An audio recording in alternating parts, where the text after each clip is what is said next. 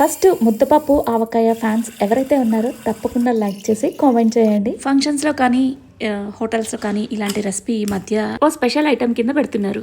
మామూలుగా ముద్దపప్పు ఆవకాయ కలుపుకొని తినడం వేరు, ఇలా పోపు పెట్టుకొని తింటే ఆ టేస్ట్ వేరే లెవెల్ ఉంటుంది. ఒకసారి మీరు కూడా తప్పకుండా ట్రై చేసి ముద్దపప్పు ఆవకాయ రైస్ మీకు ఎలా అనిపించిందో తప్పకుండా కామెంట్ సెక్షన్లో చెప్పడం మర్చిపోవద్దు. చాలా క్విక్ అండ్ ఈజీ రెసిపీ. నేను ఆ రోజు బీట్రూట్ రైస్ చేశాను, అది కూడా చాలా బాగా వచ్చింది. జస్ట్ సింపుల్ ముద్దపప్పు ఉడికించుకొని తర్వాత ఒక ప్యాన్లో పోపు పెట్టేసుకోవాలి. మనం పప్పుకి ఎలా అయితే పోపు పెడతామో అలా అనమాట.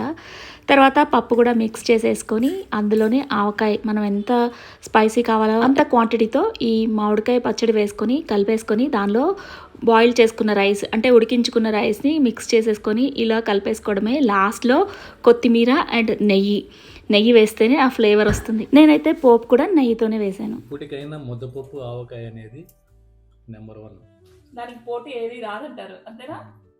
ఇక బీట్రూట్ రైస్ నెక్స్ట్ వ్లాగ్లో షేర్ చేస్తాను.